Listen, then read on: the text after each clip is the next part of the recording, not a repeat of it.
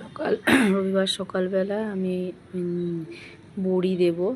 আমি গ্রামে গিয়েছিলাম, ওখান থেকে শাশুড়ির কাছ থেকে দেশি বিউলির ডাল নিয়ে এসেছিলাম। নিয়ে রাতে ভিজিয়ে রেখে পেস্ট করে নিয়ে এসেছি। যে এগুলো আমার শাশুড়ি মাই দিয়েছিল, এটাতেই করব। আগে কিছুটা বানিয়েছিলাম। যে গ্রামের দিকে বড়ি দেওয়া চলটা বেশি। আমি কিছুদিন আগে গ্রামে গেছিলাম, ওখান থেকে দেশি যে মুগ বিউলির ডাল হয় যে সেগুলো নিয়ে এসেছি। নিয়ে এসে যে কাল রাতে মিক্সিতে পেস্ট করে রেখেছিলাম, সকাল থেকে ভিজিয়ে রেখেছিলাম। তারপরে যে সকালবেলা উঠে একটু ফেটিয়ে নিয়েছি, নিয়ে যে বড়ি দেবো। অনেকক্ষণ ধরেই ফেটাতে হয়, সময় লাগে, অতটা পারি না, চেষ্টা করি তবু দেওয়ার জন্য।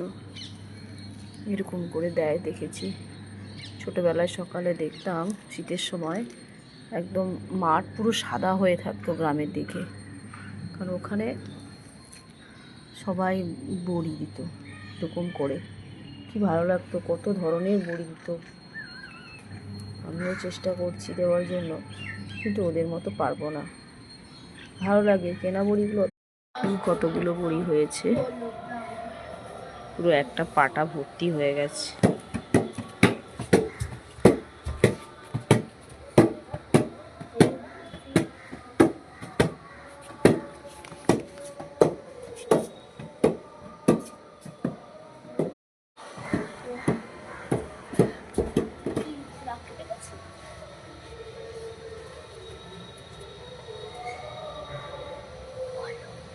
বড়িগুলো বানিয়েছিলাম, দুদিনের মধ্যে শুকিয়েও গেছে অনেকটাই।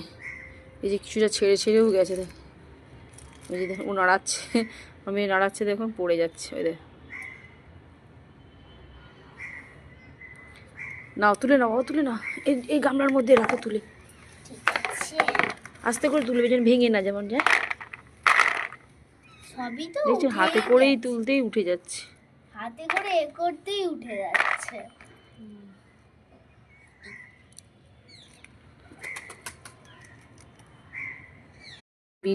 বড়িগুলো পুরো একদম তুলে উঠে গেছে সব, একদম পাটা থেকে।